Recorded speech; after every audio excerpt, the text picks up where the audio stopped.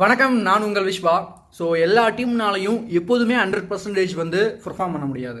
So வெற்றியும் வரும், தோல்வியும் வரும் ஒரு கேம்னா. ஓகேங்களா? சிஎஸ்கே வந்து 5 மேட்ச் நடந்தது, ஒரு மேட்ச்சில் வந்து ஜெயிச்சிருக்காங்க. ஓகே, மறுபடியும் அவங்களோட முயற்சி வந்து இருந்துகிட்டே இருந்திருக்கு. ஏன்னா ஒரு 125 வந்து தாண்டினதில்லை அப்படின்னு சொன்னாங்க. லாஸ்ட் மேட்ச்சில் 201 வரைக்கும் அடிச்சாங்க. ஓகேங்களா?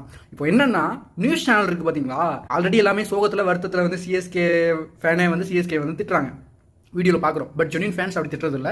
ஓகே, டிபெண்ட்ஸ் அப்பான் இருக்காங்க. ஆனால் அந்த நியூஸ் சேனல் வந்து சிஎஸ்கே தீவிர பயிற்சியில் உள்ளது, சிஎஸ்கே வெறித்தனமான பயிற்சியில் உள்ளது, அந்த மாதிரி நியூஸில் அடிக்கடி மெசேஜஸ்லாம் வந்து போடுறாங்க. ஏன்னா அப்படி பண்ணுறாங்கன்னு தெரியல. வேற நீங்கள் பாருங்கள், வேறு எந்த டீமுக்குமே அந்த மாதிரி மெசேஜ்லாம் போட மாட்டாங்க. ஏன்னா சிஎஸ்கே மேட்ச் நாளைக்கு வருதுன்னா இன்றைக்கே வந்து தீவிர பயிற்சியில் சிஎஸ்கே அணி உள்ளது அப்படின்னு சொல்லி போடுறாங்க நியூஸில். ஏன் இப்படி பண்ணுறீங்க? இதனாலே நிறைய பேர் வந்து ரொம்ப ஹைப் ஆகி டென்ஷன் ஆகி திட்டுறதுன்னு இருக்காங்க நிறைய பேர். ஓகேங்களா? ஏன்னா ஆர்சிபி இது வரைக்கும் கப்படிச்சதில்லை, அவங்க இந்த வருஷம் கப்படிச்சா நல்லது தானே. ஓகேங்களா?